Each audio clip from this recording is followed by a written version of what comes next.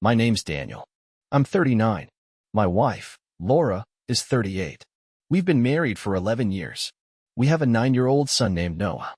We live in a quiet suburb, the kind of place with trimmed lawns, HOA newsletters, and block parties where everyone pretends they're happier than they really are. Laura and I met in college.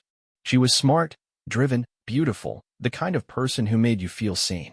We started dating right after graduation and got married 2 years later. No drama. No big story. We just worked. At least I thought we did.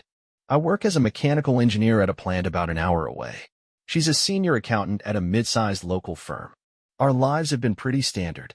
We've built what I thought was a solid foundation, paid off most of the mortgage, 2 cars, a kid we love more than anything. I thought we were doing fine. Maybe not perfect, but fine. A few months ago, something changed. I can't even point to one moment where it started. It was a slow drift. She started coming home later. Told me work was hectic, deadlines, meetings running long. I believed her. Why wouldn't I? She's never given me a reason not to trust her. But it kept happening. Late nights became more frequent. Then it was the phone. Suddenly, it never left her side. She used to leave it charging in the kitchen overnight. Now it's on her nightstand. On silent. Screen facing down. Sometimes she'll take it with her to the bathroom, which she never used to do. When I walk into a room, she closes tabs or quickly swipes away messages. If I ask who she was texting, she just says, work, or Alyssa from yoga, or just my sister. All very casual. Too casual. I started noticing little things. New clothes, nothing wild, but more form-fitting. Makeup on days she used to stay natural. A new perfume. She even started working out again. Said she wanted to feel better about herself. I encouraged it. Told her she looked great. But I couldn't shake the feeling that the attention wasn't for me. Then there's Adam. Adam lives 2 houses down. He's 45, divorced, works part-time doing contracting and handyman stuff. Fixes decks, roofs, plumbing, whatever people need. Friendly guy. Talks a lot. We've had beers together in my garage more than once. He's helped us with stuff over the years, fixed our fence last spring, unclogged our sink last fall. I used to think of him as a decent guy. A bit too smooth sometimes, maybe, but harmless. Lately, I started noticing they talk more. Like, a lot more. She laughs a little too hard at his dumb jokes. She lingers when he's around. One time, I caught her brushing something off his shoulder, like a leaf or lint or something, but it was way too familiar. I didn't say anything. I told myself I was being paranoid. I kept trying to brush it off. Then last Thursday, it all came to a head. I wasn't supposed to be home. I left work early because of a migraine. Texted my boss and drove straight home around 3 p.m. When I pulled into the driveway, her car wasn't there. I figured she was still at the office. But as I got out of the car, I heard something voices. Laughter. It was coming from the backyard. I walked around the side of the house, quiet. I wasn't even trying to be sneaky. I just didn't want to interrupt whatever was happening. And then I saw them. Laura and Adam. They were sitting on the back porch, facing each other. Her hand was on his knee. They were laughing. Not just friendly banter. I know what my wife looks like when she's into someone. That was the face she used to give me. They didn't see me. I stood there, behind the corner of the garage, just out of sight. For maybe 10 seconds. Maybe 15. Long enough for everything in me to go still. It was like my brain disconnected from my body. I wasn't angry. I wasn't panicking. I was just still. And then I turned around. Walked back to my car. Drove around for a while. Got gas. Sat in the parking lot of a strip mall, just staring at nothing. I didn't cry. I didn't scream. I just felt empty. I came home around 6. She was in the kitchen, prepping dinner like nothing had happened.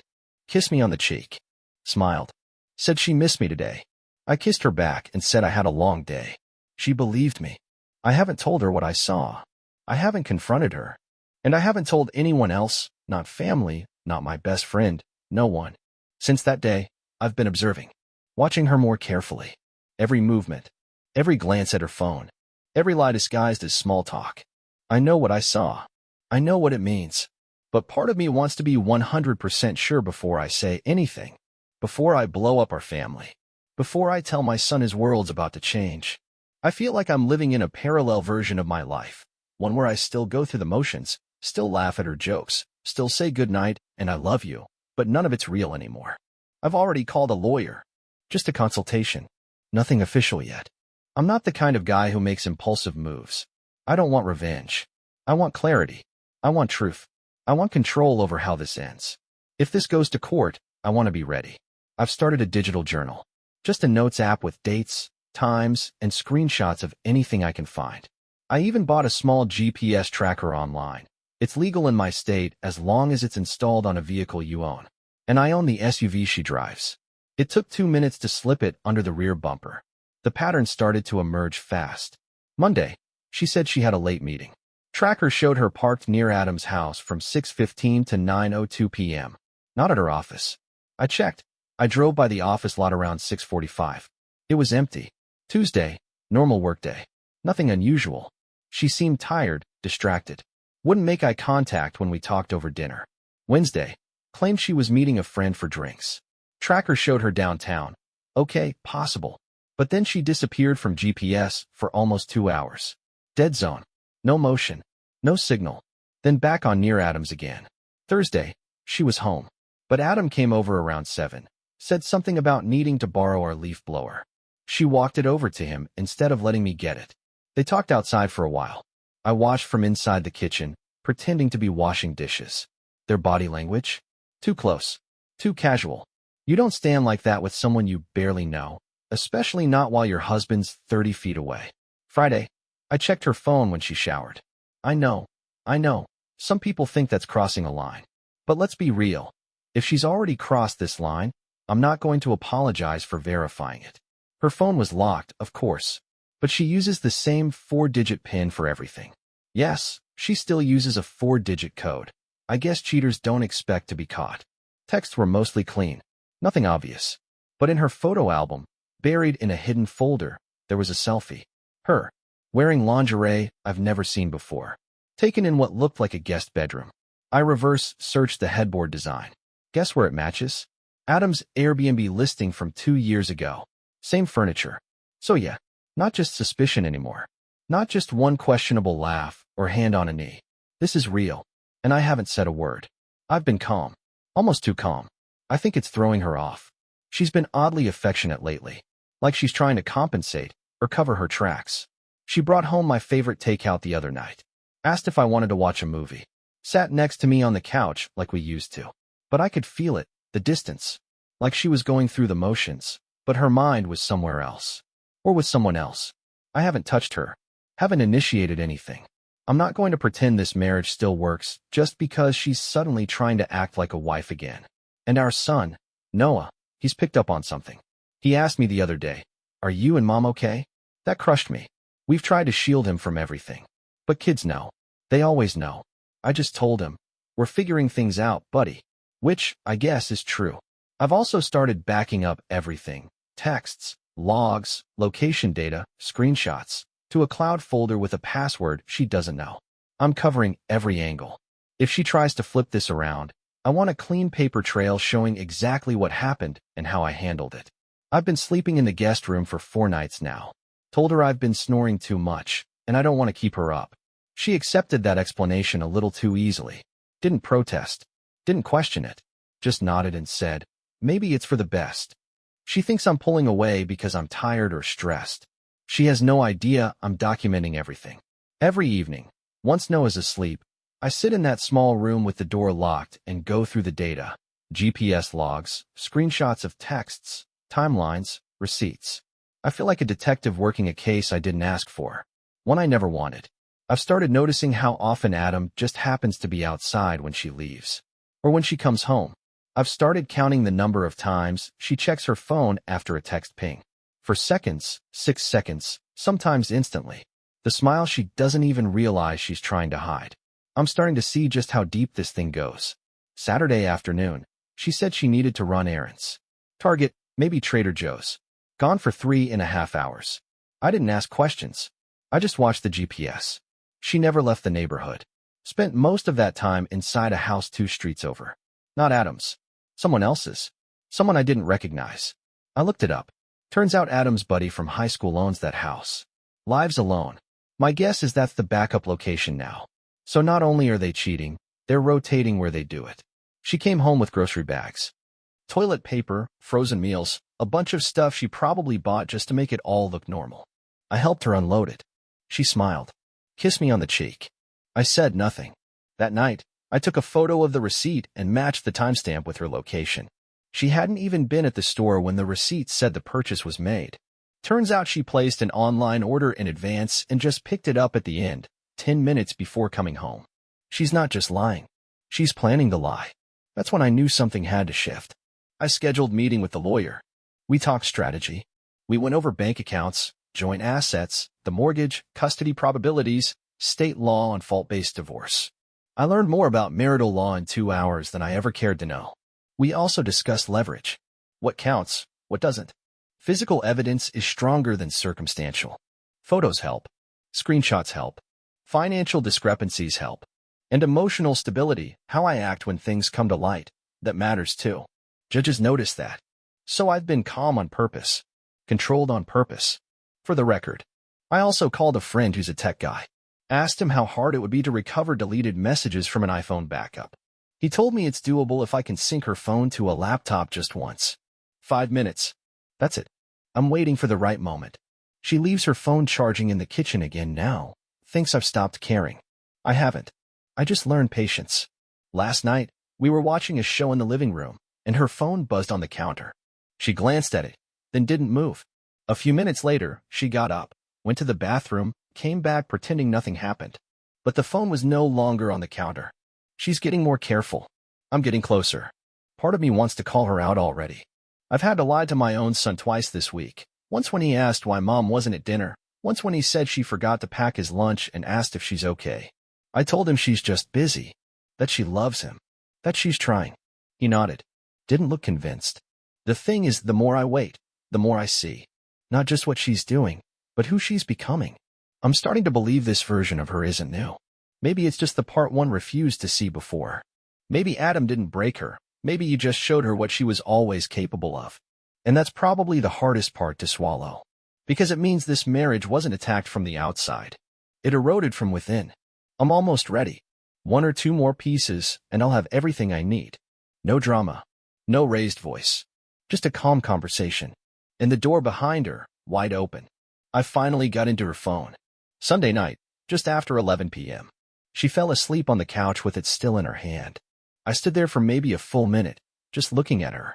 Hair tangled, legs curled up, soft blanket pulled over her like nothing in the world was wrong.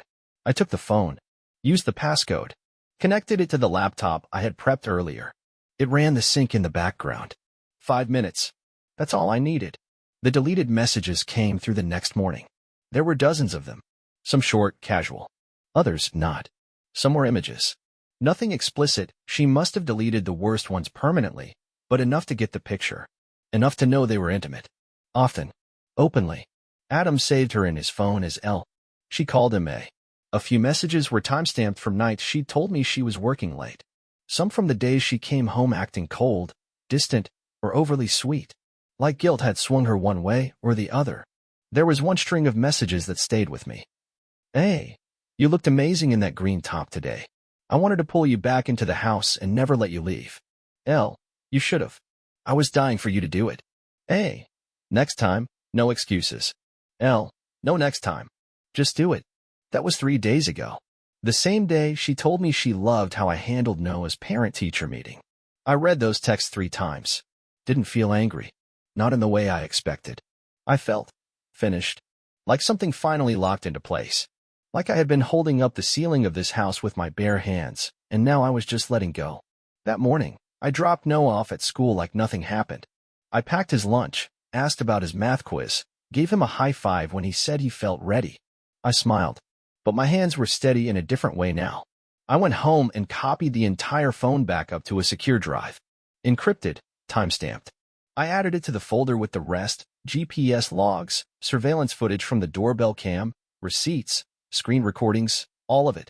A full dossier of betrayal. Then I printed 5 photos.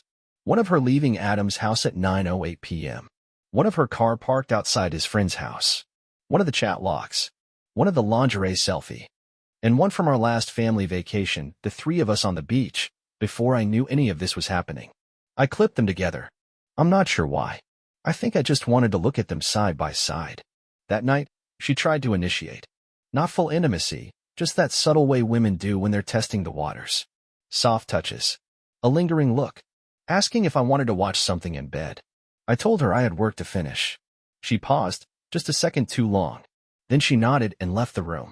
And that's when something hit me that I didn't want to admit until now. She doesn't feel guilty. She's just afraid of getting caught. If she felt guilt, she wouldn't smile the way she does when she reads his texts. She wouldn't plan entire alibis around this. She wouldn't be this good at it. That realization hurt worse than anything. She's not confused. She's not in crisis. She's in control. She just thinks I'm not paying attention. The only moment of weakness I've seen in her was tonight. After dinner, she sat at the table a little longer than usual. No, I had already gone upstairs. I was rinsing plates at the sink. She was quiet. I felt her eyes on me, but I didn't turn. Then she said, "Are you okay with us lately?" I turned the water off. Looked at her. Define, okay, dot. She hesitated. I don't know. You've just seemed different. I wiped my hands with a towel. You think I'm pulling away? She nodded. I looked her in the eye and said, maybe I'm just watching more closely. She blinked. That rattled her. Just for a second. Then she smiled, that slow, practiced smile, and said, well, if there's anything I can do better, just tell me. That was it. That was the entire conversation. She didn't ask what I meant. She didn't push. She didn't panic. That's when I realized something else. She thinks I suspect. But she doesn't think I know. She's testing the ground. Seeing if she needs to run or if she can keep walking the line. So I let her believe I'm half asleep. Let her feel safe. Let her think this house is still hers. Tomorrow, she's driving upstate for a training seminar. 2 nights in a hotel, paid for by the firm. At least that's what she told me. I already confirmed with a friend who works there. There's no seminar. Adam's going with her. I'm sure of it. So I'm doing something I didn't think I'd do. I booked a room at the same hotel. Not to spy. Not to confront them. Just to watch. Just once. Just to see how deep this hole really goes. I want the truth, unfiltered. No more assumptions. No second guessing. And after that, we talk. Not to fight. To finish. I followed her, but she never saw me. She left Thursday morning, suitcase packed the night before. Said goodbye to Noah like she always does, hugged him tight, told him to behave. Said she'd miss him. Then she kissed me on the cheek, told me she'd call when she got to the hotel. I nodded. Said, drive safe. Watched her pull out of the driveway like it was just another day. 15 minutes later, I left too. I'd packed the night before. Nothing much, just enough to stay invisible. I didn't need to be close. I just needed to be there. The hotel was 2 hours away. Some upscale resort-type place with a pool, spa, and big glass windows in the lobby. She said it was for a seminar. Said the firm was putting her up for 2 nights, but I'd already called HR pretending to be a scheduler. There was no seminar. Not even a training day. The office was fully remote that week. I checked into the hotel under a different name. Top floor. No connection to her reservation. I paid in cash. No card trail. Then I waited. Around 12:40 p.m., I saw her car pull into the parking lot. She wasn't alone. Adam got out first. He was wearing a gray hoodie, sunglasses. Like a teenager sneaking out of his house. She came around the other side, laughing at something he said. They didn't kiss. Not yet. But their hands found each other like they'd done it 1,000 times before. They walked in through the side entrance. Probably thought they were being smart, avoiding the front desk cameras. What they didn't realize is that I wasn't looking for a scandal. I was looking for clarity. I waited 3 hours before doing anything. Then I walked the halls. Slowly. Just passing through. I knew their room. I'd watched them check in from a distance, seen the key envelope. Room 214. I didn't stop. Didn't stand near the door or press my ear to the wall. I just walked past it twice, slowly, phone in hand, pretending to scroll. That was enough. I heard the TV. Music. Laughter. And then silence. I didn't need to hear more. I went back to my room and sat on the edge of the bed for a long time. Not thinking. Just absorbing. There it was. The final confirmation. No excuses. No, maybe it's emotional. No, she just needed someone to talk to. They were in a hotel room 2 hours from home in the middle of a workday together. That's all anyone would ever need to know. I didn't sleep much that night. I didn't cry either. I watched a movie on mute. Wrote everything down in my journal. Backed up a few more files to the encrypted drive. Made a checklist. She called me at 9:12 p.m. I let it go to voicemail. Then she texted. Just got in. Long drive? I'm wiped. Love you. Good night, Red Heart. I stared at that message for a long time. Didn't reply. At 10:24, I saw her and Adam leave the room together. They went down to the pool bar. I stayed back. Watched from the balcony of the top floor. 2 drinks. No hand-holding. Just 2 people talking too close, smiling too easily. She leaned into him like she used to lean into me. I went inside. Closed the curtains. The next morning, I checked out. Didn't wait to see her leave. I'd seen enough. I drove straight to the lawyer's office. We started the paperwork. I'm filing with evidence.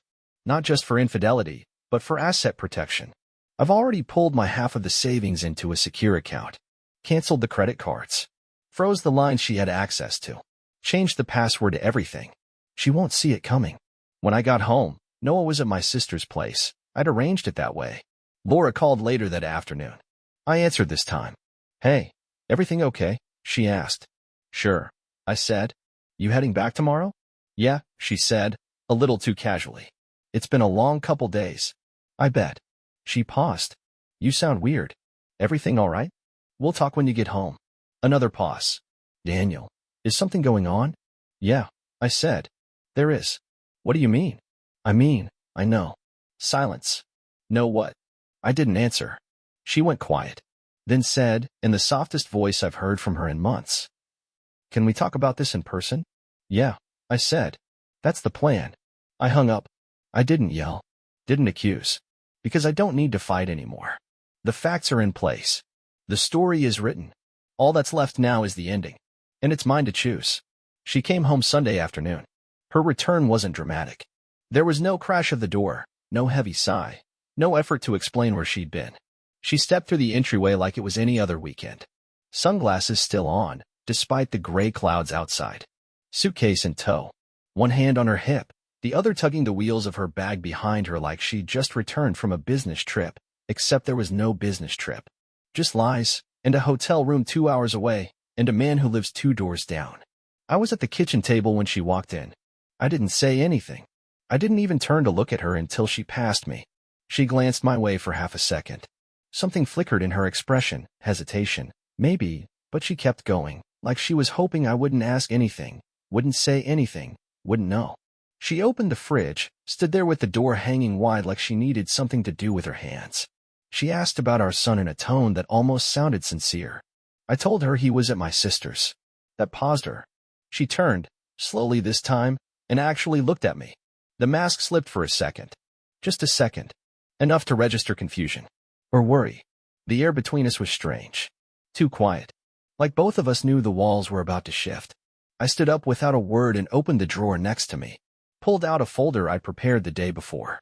Not thick, just a few printed pages inside. The essentials. Photos. Text logs. GPS entries. The lingerie photo. A copy of the hotel confirmation. I laid it on the table between us. No drama. No shaking hands. Just there. She looked at it but didn't touch it. I sat back down. Arms crossed. Breathing steady. After a while, she sat across from me. Slow movements. Deliberate posture. Like someone sitting down to hear a verdict. She kept her hands tucked under the table, eyes fixed on the folder. She asked how long I had known. I told her. Not exact days, just that I knew enough. Enough to see through the excuses. Enough to stop hoping it was just emotional distance or a phase. Enough to accept the reality I had tried to avoid for too long. She didn't argue. She didn't cry. She didn't even try to deny it. Instead, she started explaining the way people do when they realize they've been caught and think maybe, just maybe, they can still control how the story ends. She talked about losing herself. About how she didn't recognize who she'd become. About stress and distance and emptiness. She talked about Adam like he was an accident, a mistake, something that just happened over time. But none of it mattered. I'd heard it all before from other stories, other betrayals. The language doesn't change. The metaphors just recycle. It wasn't about you. I didn't plan for it. I felt invisible. He made me feel alive again. I didn't want to hear it. I didn't need the backstory of her affair. I already knew the ending. I stopped her with a look. Nothing aggressive. Just final. She closed her mouth, and the silence between us deepened. She asked if I had spoken to a lawyer. I nodded. She asked if I was filing. I nodded again. Her shoulders sagged. Not dramatically, just enough to show that she understood. There was no fight left to have. She said she didn't want to lose our son, that she still wanted to be a part of his life, that this was never about walking away from him. Only me. I let her talk. Then I told her, simply, that decisions have consequences. You don't get to burn the house down and then ask to decorate the ashes. She didn't respond. For a while, we sat there in silence. Not as a couple, not even as exes. Just two people who shared a history and were now quietly dismantling it. Eventually, she asked the question I knew was coming. She asked if I hated her. I didn't answer right away. Not because I didn't know, but because I wanted to make sure she heard the truth, not a reaction. I didn't hate her. I just didn't feel anything anymore. Not love. Not anger. Not jealousy. What was left between us wasn't grief. It was clarity. She didn't destroy me. She just exposed the truth we'd both been pretending not to see. Whatever we had was already gone. She just left the door open on the way out. I told her the paperwork was fair. She'd be served this week. I wasn't looking to fight. I wasn't trying to ruin her. But I also wasn't going to let her rewrite the ending. She nodded again. No protest. No apology either. And that, strangely, made things easier. I stood up, grabbed my jacket, and headed for the door. As I walked out, she stayed in the chair, her eyes fixed on the folder, hands still folded neatly in her lap, like she was waiting for something that would never come. And for the first time in months, maybe years, I didn't feel like I was walking away from my wife. I felt like I was walking away from a stranger. And I was okay with that. There was no need to raise my voice. No need for theatrics. I didn't burn her clothes. I didn't slash tires. I didn't need to. Because I planned everything. She just didn't see it coming. The divorce moved fast. The lawyer I'd hired was surgical, the kind of man who smiled rarely and read everything twice. We built a case with precision. Every text message, every photo, every lie. We documented the affair in a way that left no room for doubt. And under our state's laws, infidelity still carries weight, especially when there's a child involved. I filed for primary custody, full legal rights, no shared decision-making. She didn't even contest it. She couldn't. Her lawyer saw the evidence and must have told her the same thing mine told me. You don't walk out of a marriage, abandon your family for the neighbor, then expect sympathy from a judge. Noah stayed with me. The house stayed with me. Every asset we'd built, savings, retirement, investments, we froze and divided with hard lines. She lost her claim to almost everything. The court granted her visitation rights, but even those came with conditions. No overnight guests, no cohabitation without approval, and no exposure to the man who helped break our family. But by then, that didn't matter. Because Adam was gone. He stopped answering her messages a week after I filed. I don't know if it was guilt, fear, or just boredom. Maybe he got what he wanted and moved on. Maybe he realized that Laura, now exposed, separated, financially drained, wasn't as exciting when she wasn't a secret. Either way, he vanished. No goodbye, no closure. He left her like she left me. Quietly, selfishly, completely. She tried calling him. Texting. I know because I saw the missed calls on her screen when she left her phone on the counter during one of the custody exchanges. She tried to act normal, but I could see the panic beneath her eyes. She wasn't just grieving a marriage. She was realizing she had gambled everything and lost both hands. She didn't expect me to be this calm. She didn't expect the system to work against her. She thought I would break, beg, plead, rage. But I didn't break. I planned. While she was in hotel rooms and sending late-night selfies, I was learning how to win. And I did. She moved into a one-bedroom apartment on the other side of town. No yard. No washer and dryer. She had to take a job further out. Less pay, longer hours. She started missing pickups. Started sending emails asking for schedule changes. The excuses came quick. Car trouble, traffic, a meeting ran late. But I never responded with anger. Only boundaries. You don't get to walk away and expect grace. You don't abandon your life and expect it to wait for you. Noah started asking fewer questions about her. He adjusted faster than I expected. Kids are smarter than we think. He saw who showed up and who didn't. He never said anything cruel. He didn't need to. The silence between them was loud enough. Laura shrank. I watched it happen over weeks. Her voice got softer. Her presence, smaller. She stopped wearing makeup. Stopped trying to look polished during exchanges. She used to walk into a room like she owned it. Now she barely makes eye contact. I don't hate her. that would still mean she matters. What I feel now is colder, more distant.